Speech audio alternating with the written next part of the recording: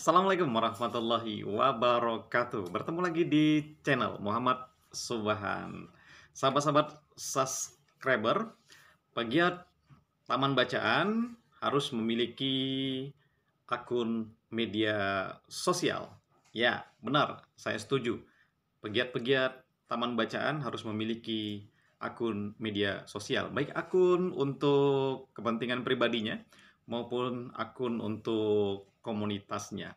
Karena dengan memanfaatkan media sosial, kegiatan-kegiatan pegiat di taman bacaan bisa diekspos lebih luas ke ranah publik. Tentu saja setiap media sosial memiliki karakteristik yang berbeda-beda dan itu harus dipahami, dipelajari dan dicermati ya. Misalnya Instagram cenderung kepada pengguna anak-anak muda dari kalangan Gen Z, milenial dan lain sebagainya. Facebook umumnya beragam ya, dari yang muda, tua, ya milenial, generasi all menggunakan Facebook, Twitter pun demikian, dan media-media sosial lainnya. Memahami karakteristik dari media sosial untuk kepentingan penyebaran informasi di taman bacaan masyarakat sangat baik sekali, sehingga kegiatan-kegiatan kita tepat sasaran.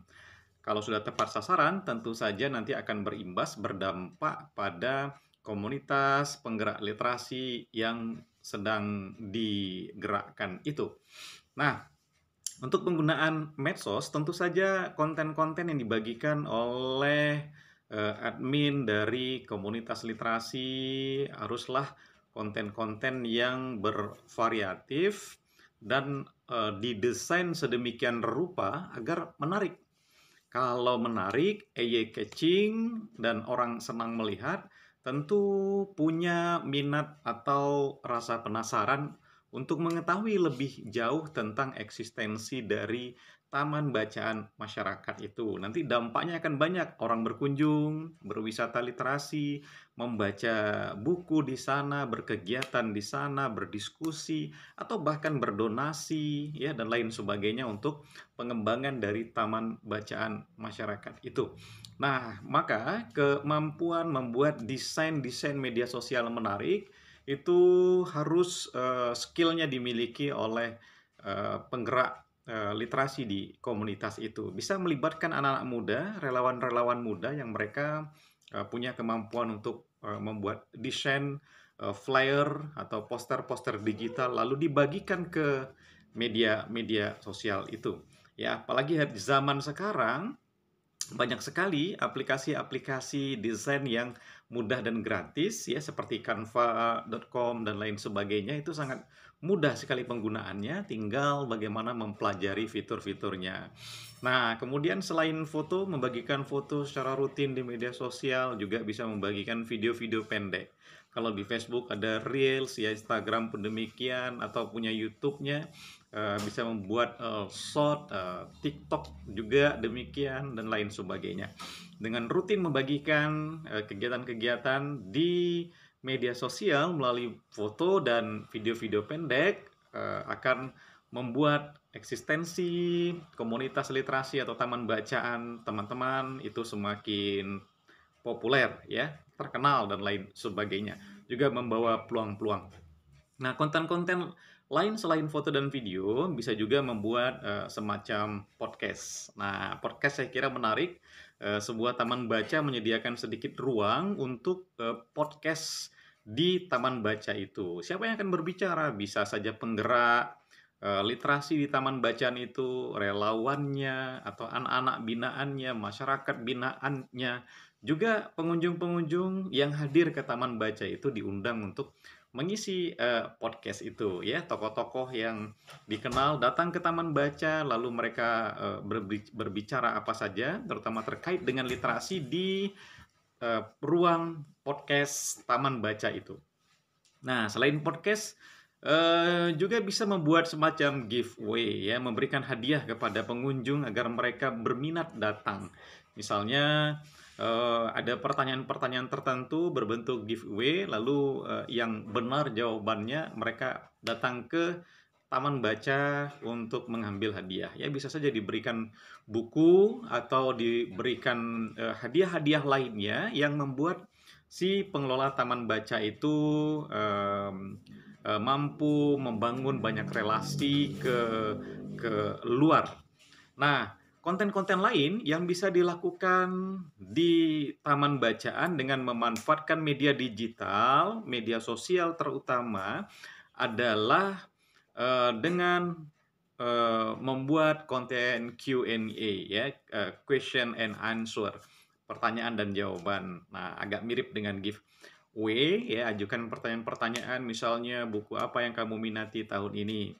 Nah, atau sebutkan pengarang novel itu dan lain sebagainya. Lalu berikan juga hadiah. Nah, pengunjung-pengunjung yang rajin datang ke taman bacaan harus diberikan reward juga, diberikan apresiasi, terutama anak-anak. Kalau anak-anak diberikan hadiah berupa pensil, buku tulis, buku cerita, permen, coklat, dan lain sebagainya, tentu si anak ini akan punya kebahagiaan, lalu dia akan menyampaikan kepada teman-temannya untuk datang ke taman baca itu, bisa belajar, bisa baca buku, dan lain sebagainya. Karena dengan penyebaran informasi dari mulut ke mulut tadi, dengan memanfaatkan konten-konten di media sosial, tentu saja imbasnya akan semakin berdampak untuk kunjungan-kunjungan ya, untuk popularitas dari taman baca itu. Banyak sekali konten-konten lain yang bisa dilakukan, dibuat di taman bacaan dengan memanfaatkan media sosial. Nah, selain media sosial, sahabat-sahabat subscriber, terutama yang punya taman bacaan yang baru tumbuh, ya juga bisa memanfaatkan media massa. Bagaimana memanfaatkan media massa? Harus menjadi wartawan di komunitas itu.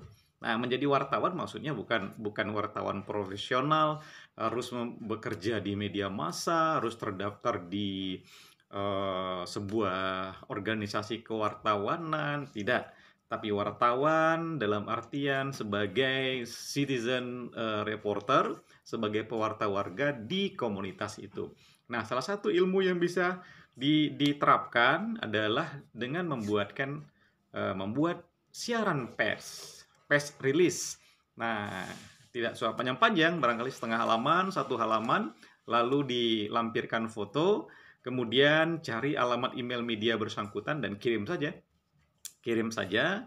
Subjeknya, tulis judul beritanya atau siaran pers taman bacaan ini dan lain sebagainya. Nah, jangan lupa membubuhkan nomor kontak agar nanti kalau ada yang perlu dikonfirmasi oleh media bersangkutan lebih mudah. Rutin saja mengirim siaran pers ke banyak media, tidak masalah kalau perlu judulnya berbeda-beda, sehingga nanti ketika terbit ya teman-teman bisa mengecek ya, memeriksanya di Google, ketik judul berita yang dibagikan tadi, lalu kalau seandainya muncul di tandanya naskah rilis tadi diterbitkan ya, dan itu bisa dibagikan kembali ke media sosial. Nah, kalau belum terbit ya jangan sungkan untuk mengirim berita kembali di lain kesempatan. Nah, jadi dua skill ini memanfaatkan media massa, memanfaatkan media sosial menjadi sangat penting untuk pengembangan komunitas literasi atau taman bacaan sahabat-sahabat subscriber yang baru mulai membuat taman bacaan. Oke, sahabat-sahabat sekalian, tetap semangat menggerakkan literasi dari kantong-kantong literasi binaannya. Mudah-mudahan tidak patah semangat di tengah jalan, tidak putus asa dengan berbagai macam persoalan yang dihadapi, karena tantangannya itu adalah bagaimana kita harus terus bergerak dan menjalankan berbagai program-program literasi di jalan yang sudah kita jalani. Sampai bertemu di video-video lainnya. Jangan lupa like, comment, share, dan subscribe. Maaf. Assalamualaikum warahmatullahi wabarakatuh.